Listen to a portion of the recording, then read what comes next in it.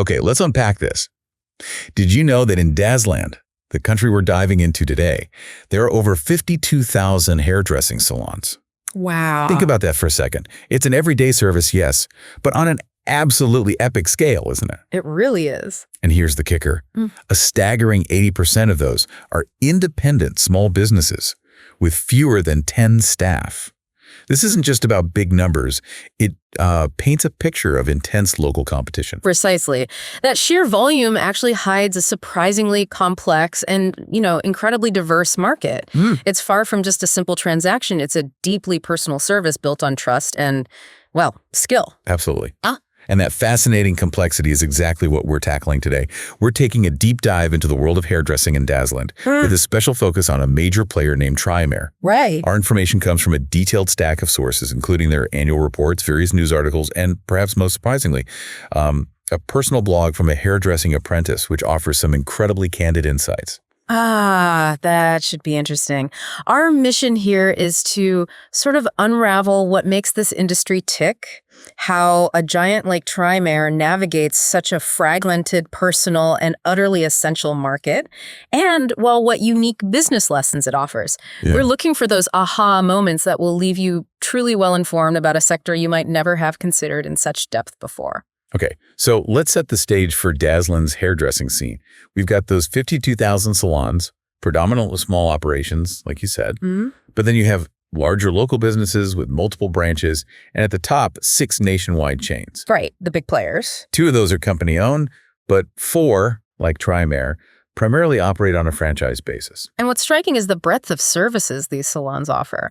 Beyond the basic cut and style, you'll find a comprehensive menu. Oh, yeah. From intricate coloring techniques like full color, root touch-ups, highlights, to transformative chemical treatments like perms, straightening, relaxing. Right, the more involved stuff. Exactly. There are also hair and scalp treatments for health and relaxation, and even specialized grooming for beards and mustaches. It's, a full spectrum of personal care. And it doesn't stop at services, does it? Salons also have a pretty significant retail component. Absolutely. They sell specialized hair care products, shampoos, conditioners, hairsprays, styling gels, the kind you won't find at your average supermarket. Right. They position these as premium, promising superior results, really leaning into that professional quality angle. This brings us to a crucial point about customer dynamics then.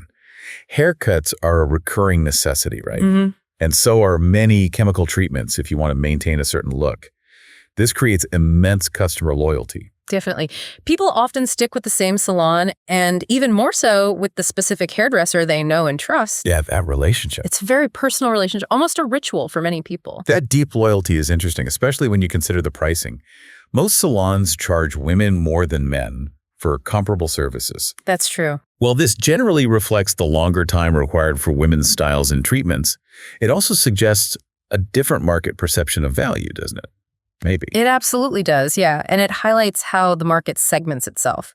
You can broadly break it down into 3 distinct tiers. Okay. First, the upmarket salons, which cater to, affluent clientele.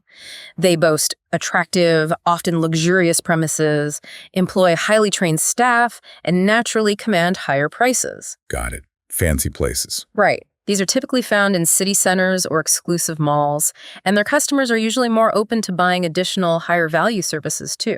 Then you have the mid-market, aiming for good quality at a reasonable price. The middle ground. Their interiors are appealing, for sure, but maybe not as lavish as those upmarket spots. Prices are lower than upmarket, but definitely not cheap. Right. You'll find these often in town or city centers, positioned to catch office workers and shoppers. Makes sense. And finally, the downmarket salons are more basic, focusing on undercutting mid-market prices, perhaps offering fewer services or cheaper products, and generally operating from less prime locations. So we've mapped out the industry's landscape and its customers, but what about the core of it, all the hands that make the magic happen? The hairdressers themselves. Exactly. What does it truly take to become a hairdresser in Dazzland? While theoretically, no specific training is required. Really? None. Theoretically. But it would be utterly reckless to employ an unqualified person. The skills needed are quite intricate. creating flattering styles, truly understanding hair texture, and safely applying chemical treatments like dyes or perms without, damaging the hair. And speaking of safety, this is definitely not a risk-free profession. Not at all. Hairdressers work with sharp instruments like scissors and razors. There's the very real potential for harm from incorrect chemical use or dangerous fumes if ventilation isn't adequate. True. And the fumes can be bad. Plus, they face chronic issues like dry and cracked skin from constant exposure to soapy water when shampooing. Yeah. Sounds like a much more physically demanding and even hazardous job than people might imagine. It is, and those chronic issues, like the skin problems, are a constant battle for many. So how do aspiring hairdressers acquire these skills? Yeah. There are two main 2-year routes. Okay. One is college, which is largely classroom-based, but includes plenty of practical experience. These courses cover cutting, styling, coloring, treating, advising customers, and even some essential business skills. And the other route? The alternative is an apprenticeship, where you're a full-time employee supervised by experienced hairdressers. Right, learning on the job. Pretty much. The apprenticeship route starts with tasks like sweeping hair clippings and answering the phone, what they call menial tasks. Oh, yeah, the glamorous side. But then progresses to hands-on hairdressing. And crucially, apprentices are paid throughout their training, which is a big incentive. That's important. A key differentiator here is that large chains invest heavily in ongoing professional development to keep their staff updated on the latest fashions and treatments. Makes sense for a chain. While smaller salons might rely more on things like trade magazines. We get a wonderfully candid glimpse into apprentice life from that blog you mentioned, Rico Snip's blog. Oh yeah, the blog. On his very first day, he described his disappointment, mainly making tea and sweeping floors. He imagined something far more glamorous. I can imagine. A bit of a reality check. I can completely relate to that initial letdown. But his second day offered a glimpse of the payoff. He started assisting with washing and blow drying, and crucially, began receiving a share of the gratuities. Ah, the tips. His manager even advised him to be nice to customers, because they remember that when deciding on a tip. It's a direct, immediate lesson in the link between service and income. That's a quick learning curve. And Rico's blog also sheds light on the science behind salon products. He notes that they sell well not just because of consistent, pleasant fragrances. Though that helps, I'm sure. Oh, definitely. But because they're formulated for specific hair needs. He explains there are 4 different hair types, and specialized salon products are designed to match those, giving far better results than, say, general supermarket brands. It's about precision and tailored solutions then. Exactly. His funked haircut experience really highlights the blend of artistry, practicality, and client management required. A customer came in wanting a specific celebrity look. Oh boy. But Rico's manager wisely advised him to give the customer a style that suited them, rather than attempting an exact imitation that might not work. Smart move. It's about skill, but also about managing expectations and delivering what's best for the actual client sitting there. Right, so if that's the broad strokes of the industry and the craft, let's zoom in on Trimayr itself, a true franchised empire. Okay. If we connect this to the bigger picture, franchising is a powerful business model. Franchisees operate under the franchisor's brand, everything from the logo to the decor and uniforms, making them appear as a seamless part of a larger chain. You get the name recognition instantly. Exactly. And while franchisees gain that valuable brand recognition, they also have significant obligations. They pay initial fees and ongoing royalties. They're subject to mandatory inspections to ensure brand standards are consistently met. Keeping everyone in line. And crucially, they must use approved suppliers for everything from hair care products and salon furniture to cleaning supplies and even professional services like accountants or plumbers. Wow, everything. Products for resale are also restricted to the franchisor's preferred brands. It sounds quite restrictive in some ways, actually. It does, but it's how brand consistency is maintained across hundreds of locations. You want the Trimayr experience to be the Trimayr experience wherever you go. Fair point. However, franchisees do retain significant autonomy in other key areas. They make their own staffing decisions, hiring, pay, and terms. Okay, so they control their team. Yes.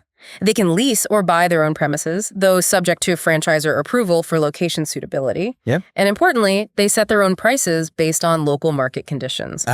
Pricing flexibility, that's key. And franchisors, in turn, provide valuable training on management skills to help maximize revenue. So it's meant to be a symbiotic relationship.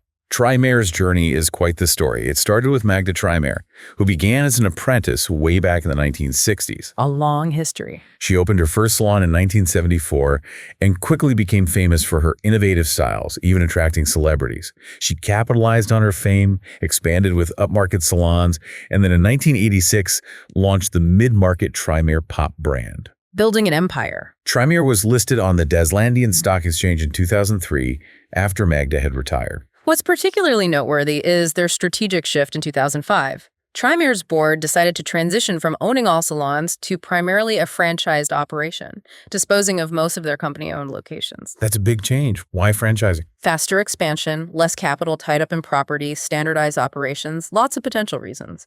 Today, they run a dual-brand strategy, Trimayr Sheen, their upmarket brand, with 140 franchises, and Trimayr Pop, their mid-market brand, which retains 40 company-owned salons alongside a massive 380 franchises. Wow, 380. Both brands aim for a wide customer base within their segments, using attractive, neutral decor that appeals broadly. So how does this dual brand mixed ownership strategy play out in the competitive landscape? Yeah. We mentioned there are 6 national chains. Right. Beyond Trimayr, you have Omega and Troon, which is upmarket and owned, Martha and Mike, mid-market and owned.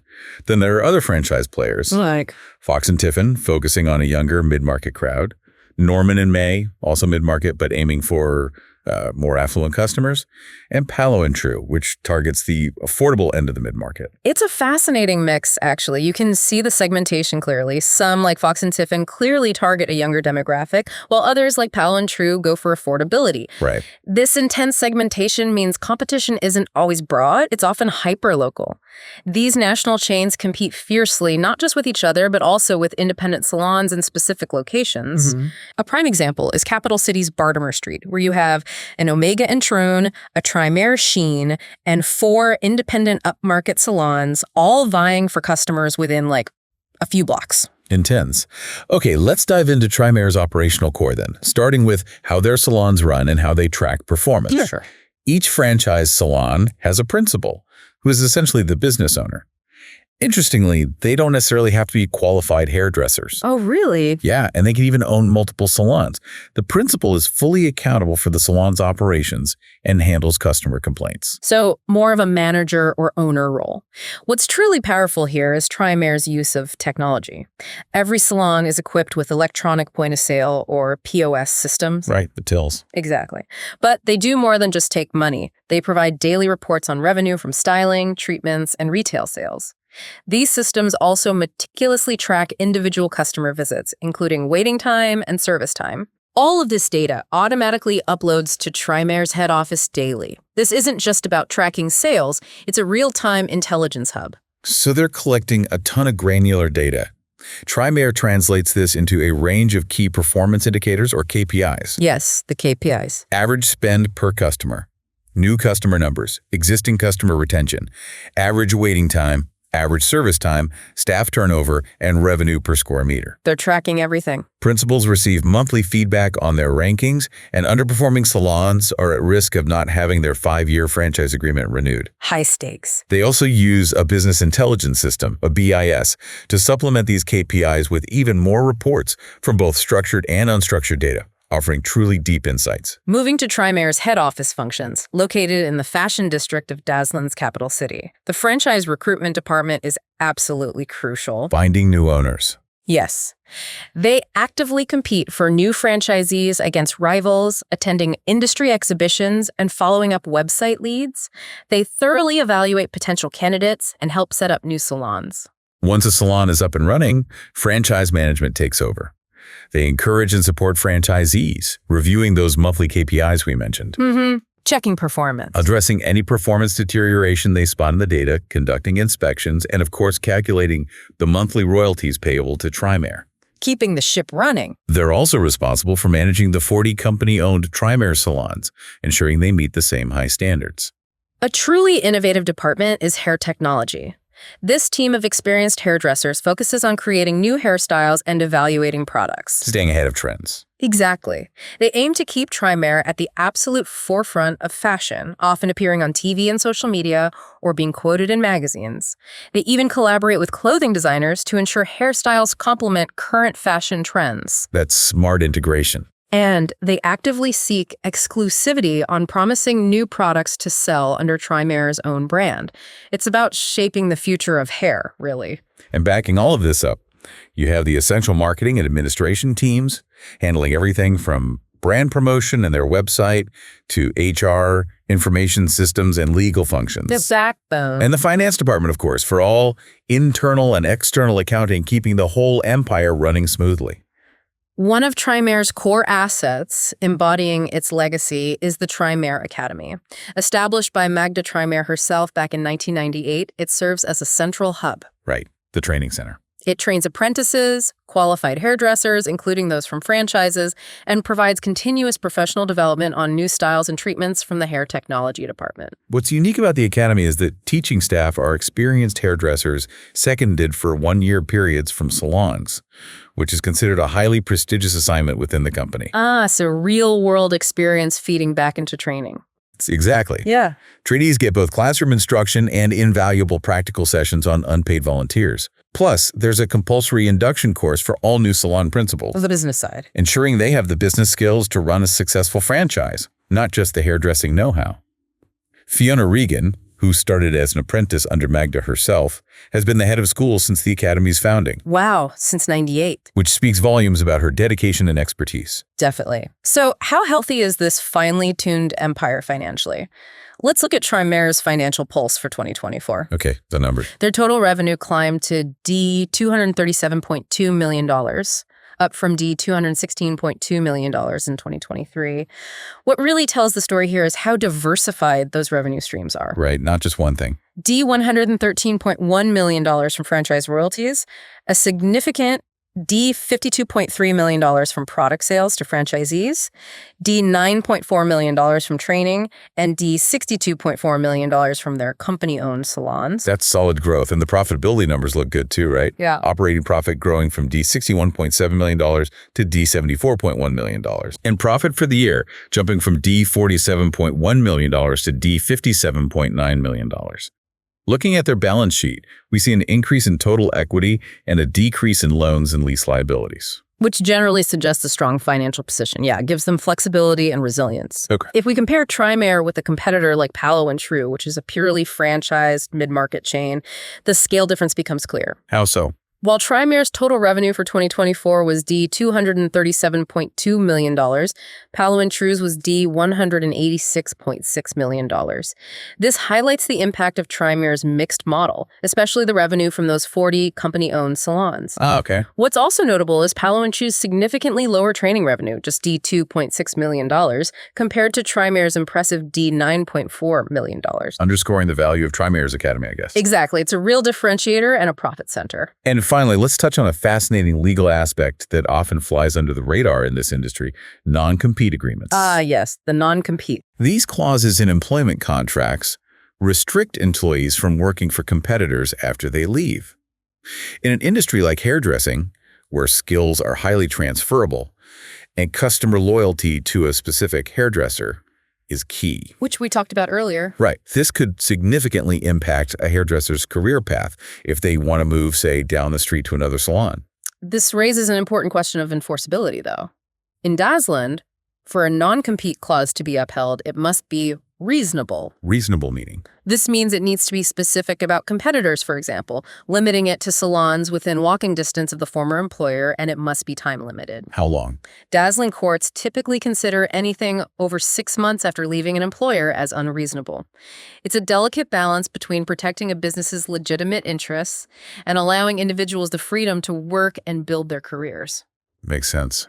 What a journey we've been on through Dazzland's vibrant hairdressing world. From the overwhelming scale of, 52,000 independent salons to the diverse services of meticulous training, the surprising realities of apprentice life. Yeah. Yeah, and the intricate, data-driven franchise empire that is Trimayr. We've seen how they leverage branding, technology, and that dual market strategy to not just survive, but truly thrive in a highly competitive landscape. It's clear that this seemingly simple industry is actually a complex ecosystem where the artistry of the hairdresser meets some pretty sophisticated business acumen and operational efficiency. Absolutely. So here's a final thought for you. Considering how deeply rooted customer loyalty is in hairdressing and the meticulous data Trimayr collects on things like wait times and retention, what truly sets a successful salon apart in your mind? Is it the artistry of the hairdresser, the sharp business acumen of the principal, or perhaps the seamless, data-driven efficiency of the entire operation?